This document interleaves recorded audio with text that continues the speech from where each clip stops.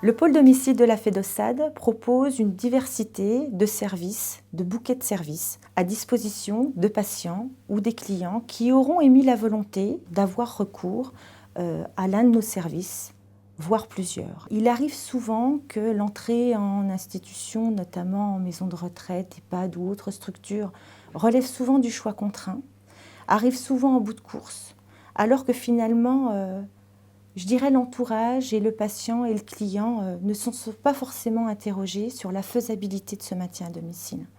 Donc il est question pour le pôle domicile aujourd'hui d'être inventif, d'être force de proposition, pour réfléchir à des dispositifs de prise en charge qui permettent de consolider la notion de parcours, d'éviter les ruptures de prise en charge, d'éviter les allers-retours entre domicile, hôpital, hôpital, domicile, et de pouvoir permettre à tout public, puisque finalement tous ces dispositifs s'adressent à toutes les générations, pour pouvoir justement rendre réalistes et opérationnels ces projets de maintien. C'est aussi, non pas une difficulté, mais un des axes prioritaires, en tout cas que nous nous sommes fixés, à savoir redoubler d'efforts de formation, redoubler d'efforts de qualification pour pouvoir remettre entre les mains de patients ou clients fragilisés ou vulnérables à un moment de leur vie des équipes de travail particulièrement expertes et qui sauront relever le défi du domicile et rendre encore une fois réalisable et possible ce projet d'accompagnement jusqu'au dernier souffle. Et c'est en ça que la complémentarité des services est importante, parce qu'on aura une prise en charge de départ particulièrement simple, et le fait de se dire qu'on ne s'arrête pas aux portes d'un service, mais de pouvoir justement jouer ce jeu de la transversalité, en pouvant avoir le renfort nécessaire pour pouvoir répondre et avancer dans la décompensation des états de santé, ça c'est une vraie richesse. Alors tout ça également ne peut pas s'entendre sans une continuité de service, 24 heures sur 24 et 7 jours sur 7. C'est une exigence qui n'est pas nouvelle à la FEDOSAD, qui existe, je crois, depuis les origines, puisqu'on a un panel de cadres intermédiaires sur chacun des services qui portent ces astreintes médico-sociales, infirmières ou médicales. C'est la solidité du système aujourd'hui. Pour assurer le maintien à domicile, la FEDOSAD propose différents services.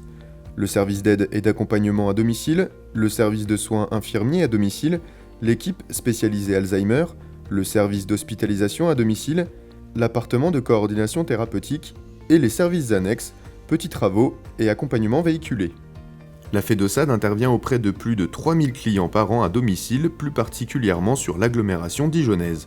Les plus-values du service, c'est de permettre aux personnes vulnérables et âgées un maintien à domicile le plus long possible pour limiter au plus tard l'entrée dans un établissement, que ce soit en EHPAD ou en domicile protégé.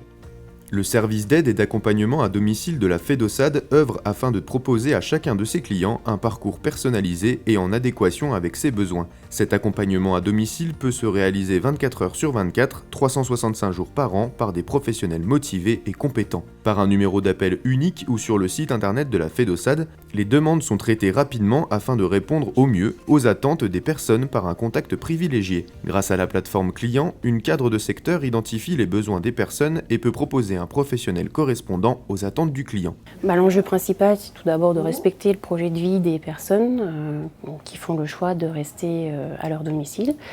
Pour les personnes âgées dépendantes, de bien souvent finir leur jour à domicile, donc de respecter autant que possible ce choix-là. Dans le passé, nous étions plus sur de la prise en charge de l'accompagnement, de l'entretien courant du logement.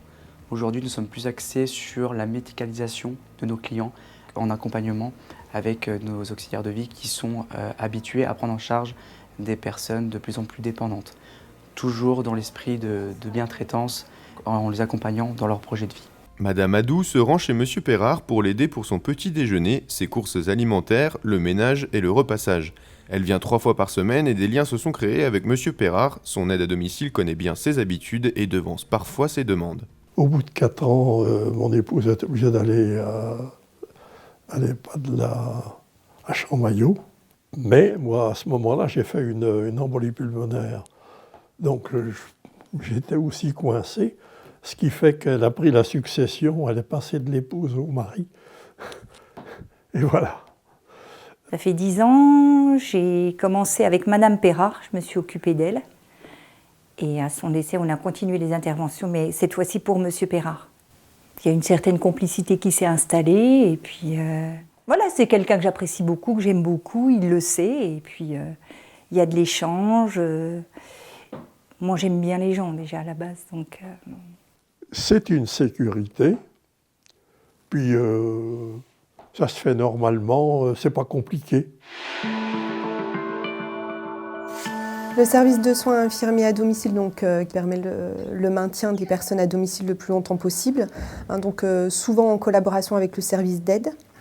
Le service HAD qui réduit les temps d'hospitalisation, qui permet le maintien à domicile aussi puisqu'on a quand même 3/4 de nos patients qui sont des suivis de soins palliatifs et d'accompagnement des familles. L'équipe Alzheimer permet le maintien à domicile des personnes atteintes de la maladie d'Alzheimer avec des troubles débutants ou bien installés.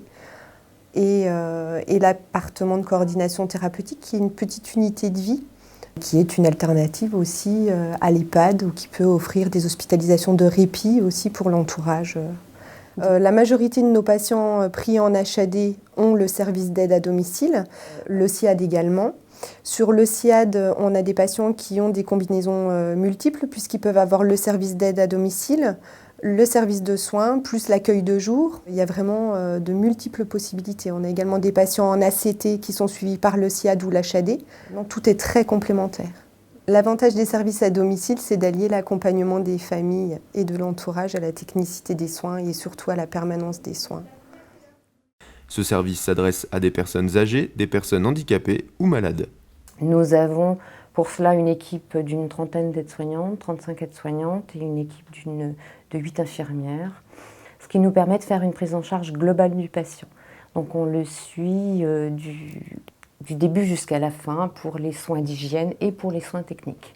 Il y a d'autres services externes aussi avec lesquels on fonctionne. On est en lien avec l'hôpital, avec les médecins, avec les infirmiers libéraux. On est là au milieu de la prise en charge et on fait en sorte de coordonner tous les acteurs qui peuvent intervenir au domicile du patient.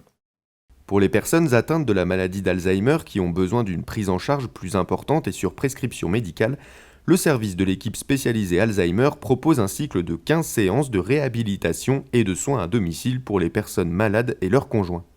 C'est une séance d'1 heure par semaine, donc un suivi de 3 mois et demi. Et en fonction de ce qu'on a discuté en équipe, on détermine les activités que je vais proposer à domicile. Et donc après, en fonction de ce qu'on a déterminé, je vais travailler avec des supports que nous avons au sein de l'ESA. Des jeux, des supports aussi en lien avec une orthophoniste sur lesquels on s'appuie aussi. Et donc je fais travailler pendant 1 heure à domicile. À la suite d'une hospitalisation en milieu hospitalier d'une personne qui ne nécessite plus un plateau technique important, une sortie est programmée et le service d'hospitalisation à domicile prend le relais. Des médecins, infirmiers, aides-soignants se relaient 24 heures sur 24 au domicile des malades. Ce service peut également intervenir en EHPAD, établissement d'hébergement pour personnes âgées dépendantes, afin d'éviter une hospitalisation ou contribuer à assurer les soins lourds, certaines fois jusqu'au décès. L'HAD, pas seulement pour les personnes âgées, mais en particulier pour les personnes âgées, répond à un besoin d'éviter des hospitalisations. Ça permet aux personnes de moins être, surtout les personnes âgées fragiles, de moins être transportées, d'attendre sur des brancards dans des services d'urgence. Et puis, je crois que ça a un intérêt économique aussi, qui est très important, parce que le coût global de tout ça, bien qu'il y ait beaucoup de ressources humaines, comme je vous l'ai dit tout à l'heure, est nettement moins cher que le coût d'une hospitalisation classique. Moi, le désir que j'ai, c'est de transmettre ça, si vous voulez, à la fois cette vision un peu humaniste de la prise en charge des patients, qui, dans la mesure du possible, doivent rester chez eux le plus longtemps possible, et même j'irais jusqu'à dire, jusqu'à terminer leur vie chez eux, si c'est possible, plutôt que de mourir à l'hôpital. La plus-value qui est vraiment une des plus importantes, c'est la présence d'équipes de nuit, donc c'est vraiment une sécurisation. Quand je dis équipe de nuit, c'est vraiment une équipe parce qu'il y a à la fois un des 3 infirmiers coordinateurs qui est d'astreinte, donc qui peut épauler. Il y a l'infirmier ou l'infirmière de nuit qui n'est pas d'astreinte mais qui travaille, donc elle est vraiment sur le pont toute la nuit. Et toutes les nuits, on a aussi un médecin d'astreinte qui peut soutenir l'infirmière de nuit. On va aider les patients en fait, qui ont une mobilité réduite ou qui ont besoin d'aide pour des activités de la vie de tous les jours.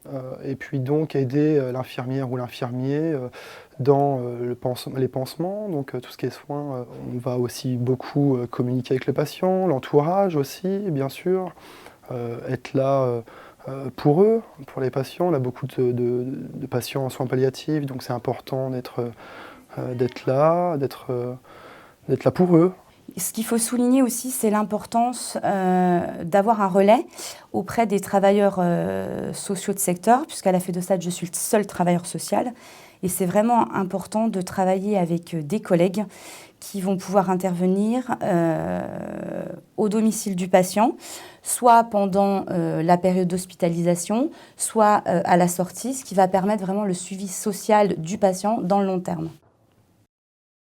L'appartement de coordination thérapeutique est une structure médico-sociale qui a ouvert en juin 1997 sur un projet qui a été mis en lien avec le réseau Ville-Hôpital. Des travaux d'aménagement ont été réalisés afin de permettre l'accueil de personnes à mobilité réduite. Cette structure innovante, installée dans une maison individuelle, accueille 7 personnes. Elle a été créée pour prendre en charge prioritairement des personnes vivant avec le VIH de la région Bourgogne et du département de la Côte d'Or. Disons que ça fait 30 ans que j'ai le VIH et ça m'a beaucoup aidé d'atterrir à la CT. Ça m'a vraiment permis, je me répète, de me reconstruire. Parce que bon, moi j'ai beaucoup voyagé dans ma vie. J'ai habité 4 ans aux États-Unis, 1 an en Afrique du Sud. Et mes parents adoptifs sont décédés. Donc j'avais plus personne du tout au niveau famille, j'étais à la rue totalement, je faisais le SAMU social, le 115. Et donc j'ai pu trouver la CT par l'intermédiaire de l'hôpital chez moi, je suis de Paris, de Créteil, qui m'ont envoyé à la FEDOSAD, enfin à la CT et tout. Et puis nous avons fait un accompagnement leur permettant de regagner de l'autonomie et un appartement dans la périphérie de la structure, de sorte qu'ils viennent pouvoir déjeuner 2 à 3 fois par semaine et puis participer à toutes les activités que l'on met en place avec les résidents. C'est grâce au maraîcher que j'ai pu trouver cet appartement. Il y avait un magasin à côté pour mes courses et tout, ce qui était beaucoup plus facile par rapport à ma jambe. Si il n'y aurait pas eu les maraîchers, je serais à nouveau au SAMU social. Ça, je tiens à dire un grand merci aux maraîchers. Je suis ici depuis 6 ans et ça se passe très très bien.